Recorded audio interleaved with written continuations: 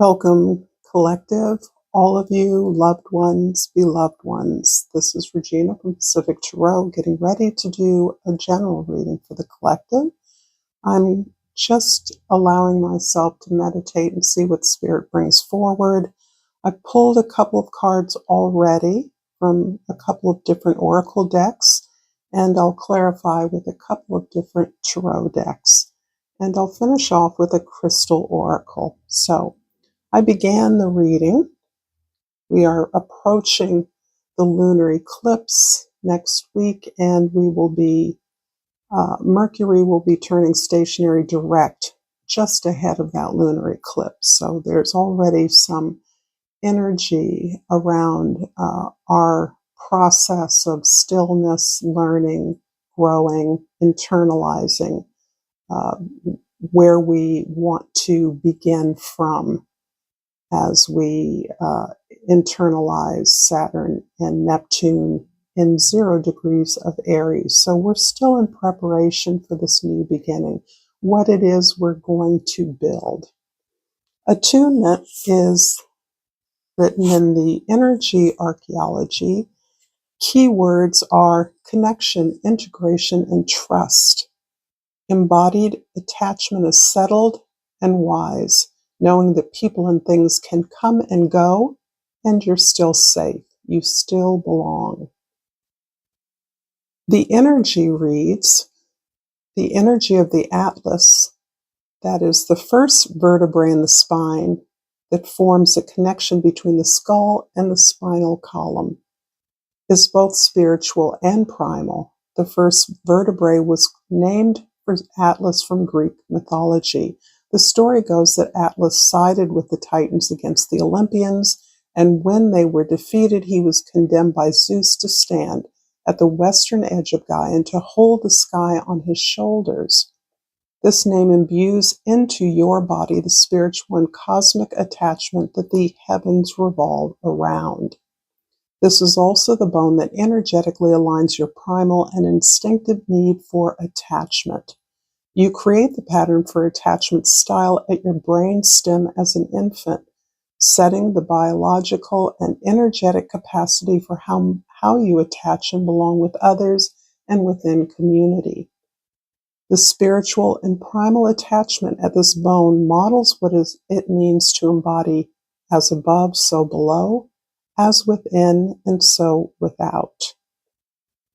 There is much more, but I think this is enough to give us a moment, a pause in the moment, the astrological moment. We are in 0 degrees of Aries with Saturn and Neptune, which is about a rebirth and all of the challenge that goes with ordinary birth and a rebirth in particular, which assumes that a death or a major transformation has preceded it. So in this moment of attunement, we are taking in, supported by Mercury stationary retrograde, going back over its previous journey of the last few months, in order to allow us to review, to pause, to take in, to reclaim that which we have vowed to begin reset, start afresh with. This is renewal and reclamation energy that we're using. And I think it's interesting that the fingers are the parts of the skeleton that are associated with attunement. And I think of fingers as refinement, the ability to craft, to coordinate delicately, to lend to communication, sharing of information, making the connection physically and in terms of the earth, connecting our bodies to the earth. This also brings in the idea of embodiment, right? We embody the lessons that we've learned in preparation for this new reset that is coming forward as a part of this dramatic eclipse season. And then I also pulled the Bene Gesserit from the Egyptian Sacred Animals Oracle, and I will read this as well. And the keywords are growth and renewal. The 4 ram heads represent the different qualities of the deity, while the wings symbolize the heavenly connection and supernatural power. Banamjedit, guardian of soil fertility and animals in ancient Egypt, brings with him a favorable period for investing in health, relationships, and personal growth projects. Right now, you have the opportunity to renew aspects of your life that need new energy, bringing healing, harmony, and strong positive energy. It's time to act with purpose, manifesting your abilities in the world and reaping fame, honors, and acclaim. Cultivate your self-esteem. Believe firmly in your possibilities. Banamjedit represents an opportunity for growth, prosperity, and renewal in this phase of your life. I'm going to clarify with the present moment, Raven Tarot. We have the 5 of Cups. And this is describing a process where you are remembering and releasing. I think of the 5 of Cups as understanding a crossroads of sorts where you are releasing an emotional, a behavioral pattern that you now understand you participated in, that brought suffering, that brought pain, that was the event of rejection or exclusion in some way. Many disappointments, heartbreaks that you've held on to as you are almost wringing the emotional content out of these experiences for good. It is a part of the release, but as you know, what comes to mind when I meditate on this is a pimple. You know, a pimple represents some toxins that have been underneath the skin where we couldn't see them. And it isn't until they emerge where we can see them, they're unsightly and they call for action, that we're able to finally excise them. And then they're gone. This release of emotions, this feeling of regret, sadness, heartache, heartbreak is so heavy, is so all-encompassing because it's allowing you to name, identify the feelings that have gone along with betrayal and disappointment, failure even, knowing that you have learned not to choose that pattern again. You recognize that that pattern is not productive for you, and you're now investing in yourself in preparation for making deeper, more meaningful, more aligned connections as you move into your future. And in the past, we have the Hierophant. I'm going to flip over the future, the Emperor. So this is telling me a story of your former self and your becoming self. The former self, which is still deeply tied to your physical experience, the way you grew up, where you grew up, the material possessions you possess, you own, the job you may have, the family you may have and been relating to. The Hierophant relates to all of those institutions that socially support us and our allegiance to some of them. Some of us are healers, some of us are teachers, and a variety of us are entrepreneurs or run businesses, work in businesses, large corporations. And these institutions, which once were relied upon by us for certain functions, are being exposed in a big way on the world stage. The nature of those institutions, the way we invest in things and then push those decisions and functions aside and let someone else take care of them for us. And what is underneath the way that these various institutions, in some cases, truly exploit us, profit from our ignorance or inactivity, to our detriment as we are learning. So I'm seeing this as part of the traditional world. And it isn't that everything that is traditional needs to be wiped away or everything that is traditional is bad. That is not what I'm hearing here. But what I'm seeing is your understanding that you can be a part of a collective and still become an individual, still be an individual. And how do we balance those two things? The Emperor here is showing that you have released some control or are coming to a place where you understand you have to release control of those things you can't.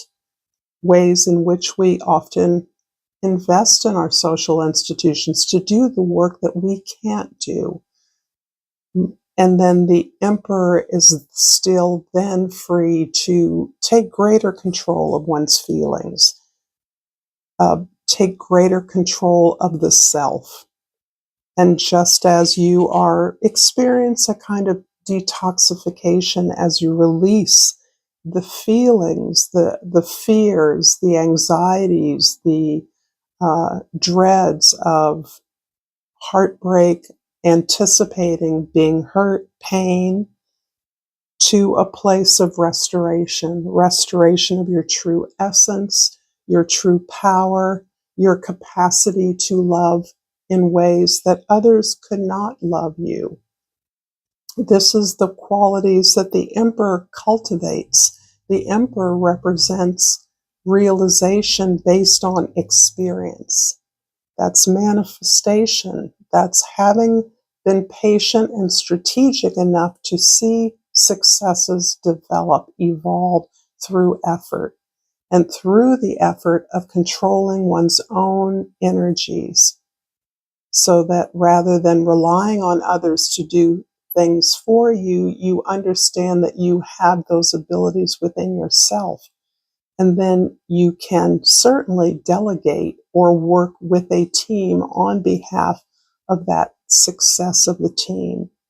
So there's quite a dynamic here that I'm seeing is being seized at this moment, and Mercury's retrograde energy is giving us a chance to really contemplate that, reclaim what we're preparing to build for the future. What of our institutions do we want to hold on to? And what do we need to radically refashion? And how are we standing up for ourselves, speaking for our individual and unique perspective, our original take within institutions that serve all of us?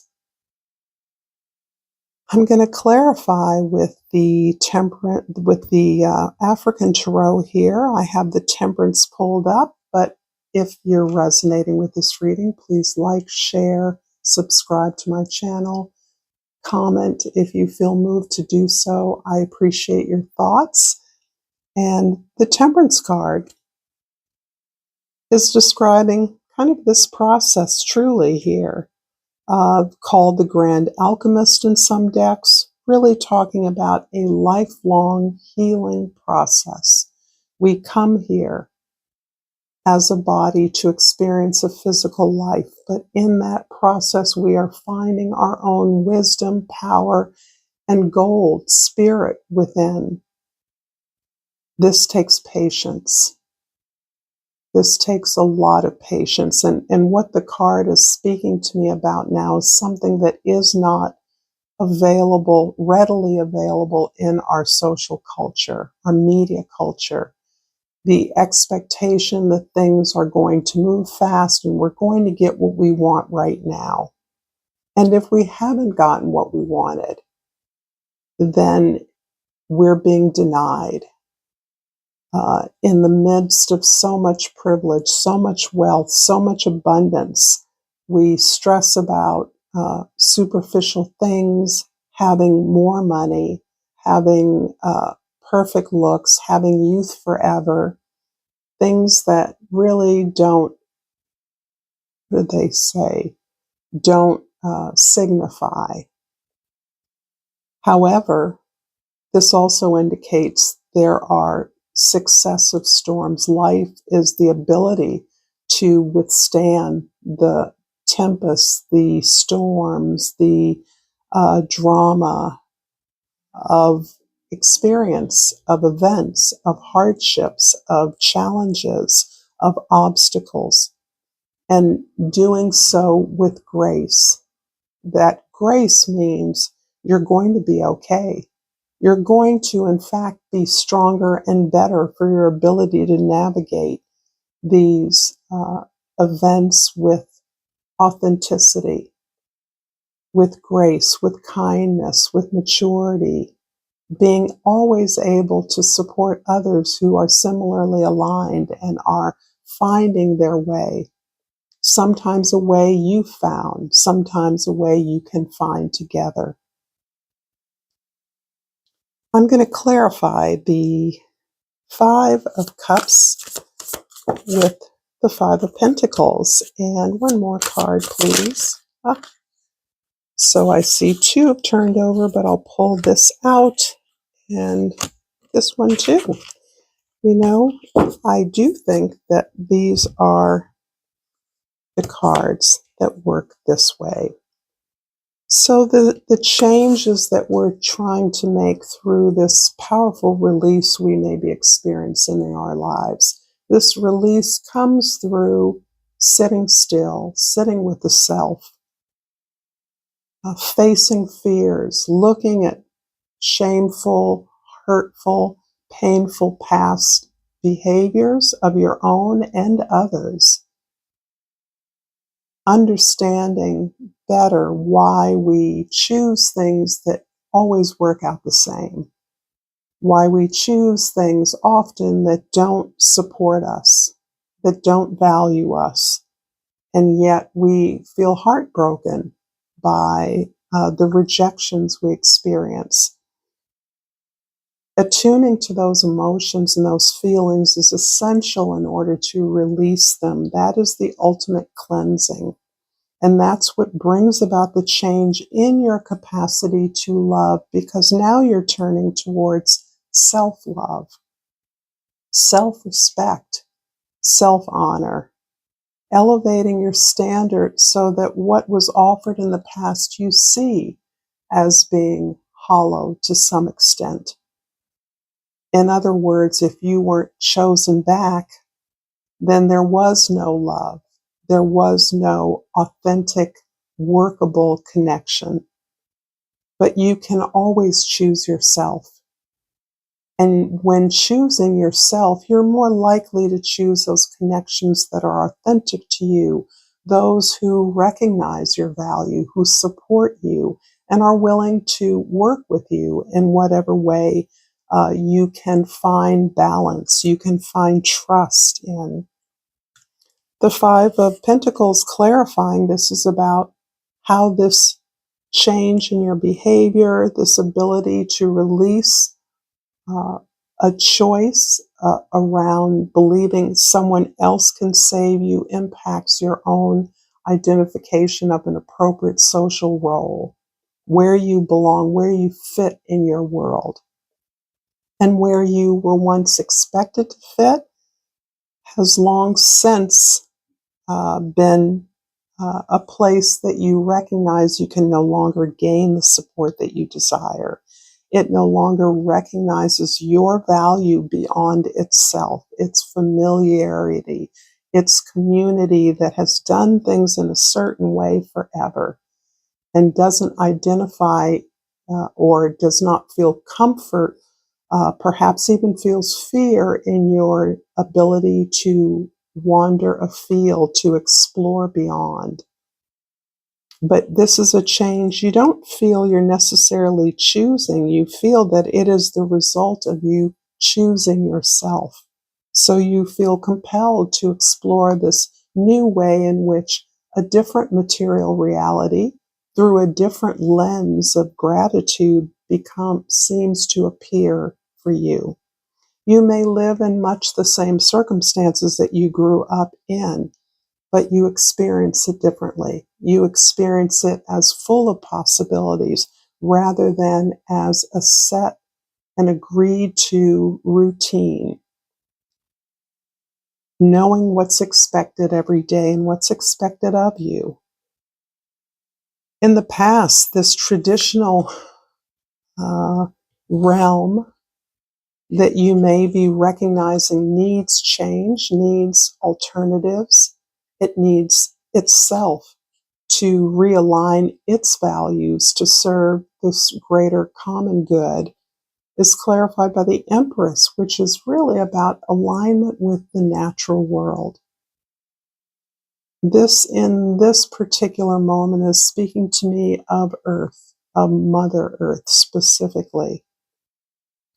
That when we reach for the stars, when we collect ourselves through our processes of healing and facing our fears, our own behaviors, our mistakes or errors, we become trusting in the natural world, understanding that we're born enough, we're born powerful. And as we learn the ways of the world, we become in attunement with natural cycles, the routines of productivity, because the Empress is all about making things work, or how things work, fertility, how things grow. This is the universal law, is change, and that change is growth. In the future, the Emperor has now the courage, the control, the vision, the understanding and experience of success and manifestation to choose differently, to choose spirit, to choose truth, to choose inspiration, to move forward with a confidence in the spiritual reality of the community in which this emperor moves through the world, on whose behalf this emperor works. For you, you are choosing to uplift the best, the highest, the most beautiful, the most creative, the most unique expression of something, a success you're working towards.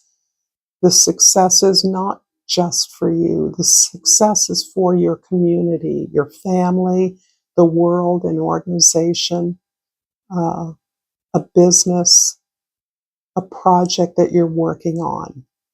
And you're moving forward on new terms, with new values, renewed values, a faith and a belief in the possibilities that once did not appear as evident.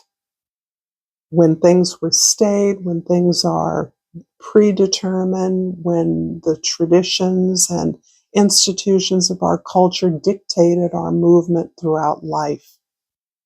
You're now understanding that the power of those institutions, when led with a clear sense of greater alignment, greater abundance, greater joy, pleasure, that everyone can be served.